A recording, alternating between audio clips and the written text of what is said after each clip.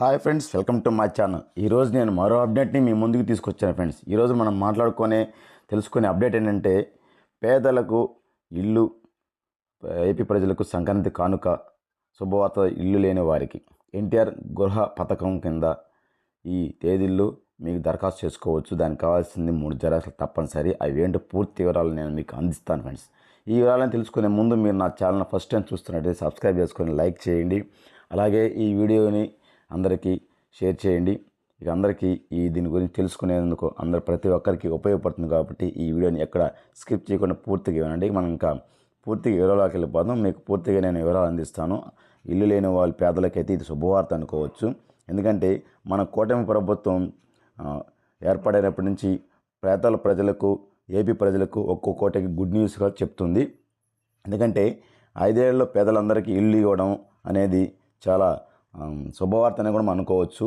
గత ప్రభుత్వంలో డిక్కో ఇళ్ళు అన్నీ ఇచ్చి కొందరికి ఇవ్వలేదనేసి ప్రభుత్వం చెబుతుంది. కానీ పూర్తి వివరాలు ఏంటో మనకు వచ్చిన ఆర్టికల్ ప్రకారం దాన్ని మీకు నేను వినిపిస్తాను. పేదలకు ఇళ్ళు నిర్మించేందుకు కూటమి ప్రభుత్వం చర్యలు చేపట్టింది.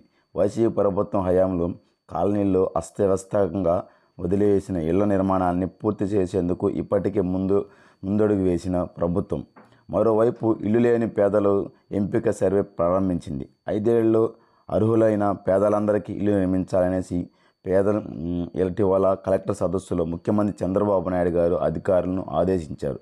ఆ మేరకు రాష్ట్ర వ్యాప్తంగా ఎంతమంది అర్హులున్నారో గుర్తించేందుకు గృహ నిర్మాణ శాఖ డిమాండ్ సర్వేని చేపట్టింది.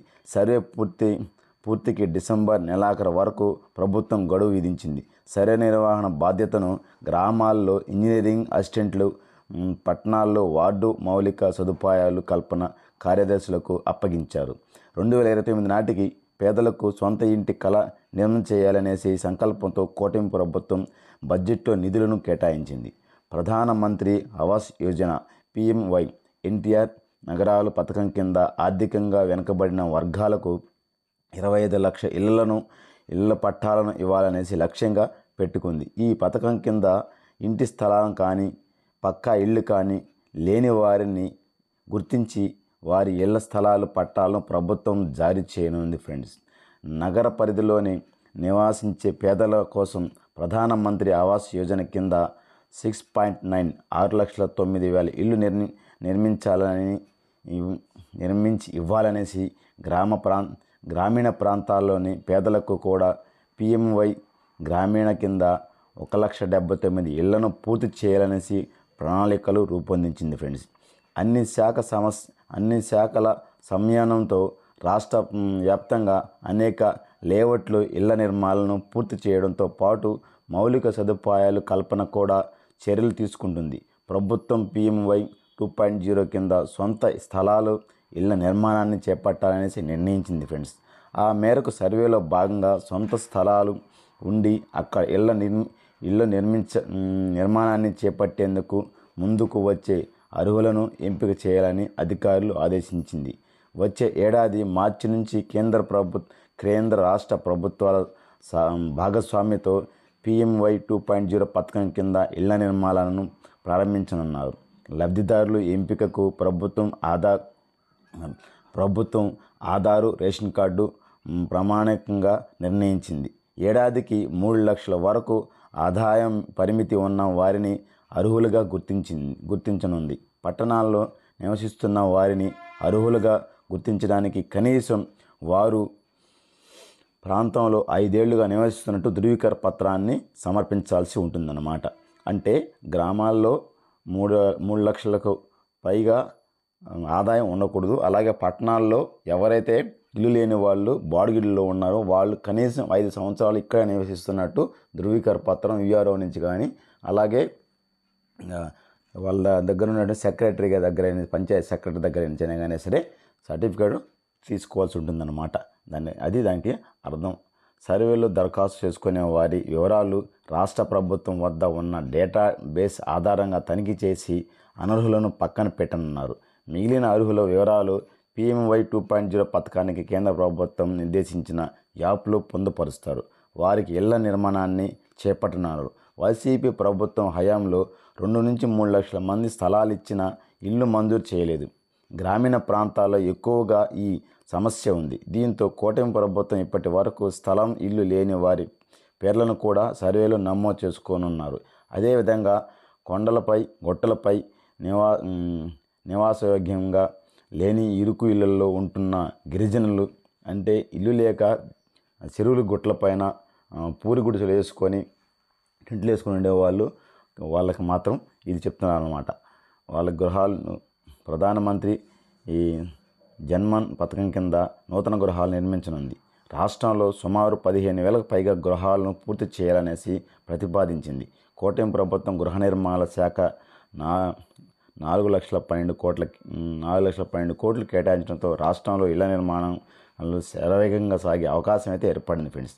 వచ్చే ఏడాది నుంచి PMY 2.0 ఇళ్ల నిర్మాణం గ్రామాల్లో 1,79,000 ఇల్లు PMY కింద 6.8 లక్షల ఇల్లు లక్ష్యంగా చేసుకుంది. అంటే సంవత్సరానికి ఈ ఇళ్ళన్నీ పూర్తి చేయాలనేసి మన కూటమి ప్రభుత్వం అయితే ఆలోచన ఉంది ఫ్రెండ్స్. అయితే పేదలు ఎవరైతే ఇల్లు కట్టుకోవాలని కళ ఎవరికైతే ఉందో ఆ కళ నెరవేర్చే దిశగా కూటమి ప్రభుత్వం అడుగులేస్తుంది.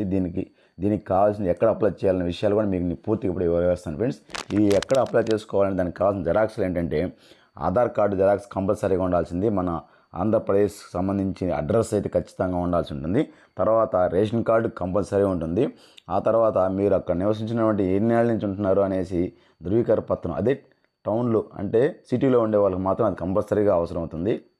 ఇక్కడ ఉండే వాళ్ళకి ఏంటంటే కుల ధృవీకరణ పత్రం ఖచ్చితంగా ఏ క్యాస్ట్కి సంబంధించిన వాళ్ళనే దానికి సంబంధించి వాళ్ళకి కుల ధృవీకరణ పత్రం కావాల్సి ఉంటుంది. అలాగే మీకున్నటువంటి ఖాళీ ప్లేస్ అంటే ఇల్లు కట్టుకోవాలని ఖాళీ స్థలం ఉంటే ఆ స్థలానికి సంబంధించిన ఒక ఫోటో ఖచ్చితంగా కావాల్సి ఉంటుంది. ఇవన్నీ జెరాక్స్ తీసుకెళ్ళేసి మన సచివాలయంలో ఇంజనీరింగ్ అసిస్టెంట్ అనేది ఉంటారు, ఆయన దగ్గరికి వెళ్ళి ఈ ఒక అప్లికేషన్ తీసుకొని ఇల్లు ఏంటి కాలనీకి సంబంధించిన అప్లికేషన్ ఒకటి ఉంటుందన్నమాట. ఆ జెరాక్స్ సెంటర్లో కూడా దొరుకుతుంటుంది, మీ సేవ సెంటర్లో దొరుకుతుంది. అక్కడ తీసుకొని దాన్ని ఫిల్ చేసుకొని మనం ఏ స్థలం అయితే తీసుకున్నామో ఎవరి పేరు మీద అయితే పెడుతున్నామో వాళ్ళ ఆధార్ కార్డు, వాళ్ళ పాస్పోర్ట్ ఒకటి దాన్ని ఫిల్ చేసి ఇంజనీరింగ్ అసిస్టెంట్ దగ్గర ఇస్తే ఆయన ఆన్లైన్లో ఎక్కించి అర్హులు అనర్హులు అనేది ఆయన వచ్చి మన పరిశీలన చేసి మనకి కాలనీలని శాంక్షన్ చేస్తారు. అదేవిధంగా మనకి స్థలమే కూడా లేకపోతే అదేవిధంగా మనకు స్థలం లేదనేసి దానికి సంబంధించిన అప్లికేషన్ పెట్టుకునేసి ఆయన దగ్గర ఇవ్వాలి. ఆయన పరిశీలించి వాళ్ళు ప్రభుత్వాన్ని నివేదిక పంపిస్తారనమాట. ఇది ఎవరికైతే ఇల్లు లేని పేదలకు ఇది శుభవార్త అనుకోవచ్చు. ఇది జనవరి 2 అంటే గ్రామీణ ఈ సభలు జరుగుతాయి, గ్రామ సభల్లో. అక్కడ వీటిని దరఖాస్తు స్వీకరించవచ్చు. అక్కడే ముందుగా తీసుకునే దరఖాస్తుల్ని అక్కడే వాళ్ళ వివరాలు కూడా చెప్పవచ్చు. అంటే జన్మభూమి కార్యక్రమం 2లో గతంలో కూడా ప్రభుత్వం జన్మభూమి కార్యక్రమంలోనే కాలనీలకి దరఖాస్తు తీసుకునేది. అలాగే కాలనీలు ఎవరికైతే వచ్చింది అనేది కూడా పేర్లు కూడా జన్మభూమి కార్యక్రమంలోనే ఆ పేర్లు కూడా చదవడం జరిగింది. కాబట్టి ఈసారి కూడా అదేవిధంగా ప్రభుత్వం ఫాలో అవుతుంది అనేసి మనం అనుకోవచ్చు. ఎందుకంటే జన్మభూమి కార్యక్రమాన్ని ప్రారంభిస్తున్నారు జనవరి 2 నుంచి. ఈ కార్యక్రమంలోనే జరగవచ్చు ఈ దరఖాస్తులు కూడా ఫ్రెండ్స్. ఇది ఫ్రెండ్స్ నేను చెప్పిన సమాచారం మీకు నచ్చినట్టయితే లైక్ చేయండి, నాకు సపోర్ట్గా ఉంటాను కోరుకుంటున్నాను. ఈ వీడియో ఎక్కడ స్కిప్ చేయకుండా పూర్తిగా వినండి. Bye friends. చిన్న పొరపాటు తరబడి ఉంటే జై హింద్, మన్నించండి.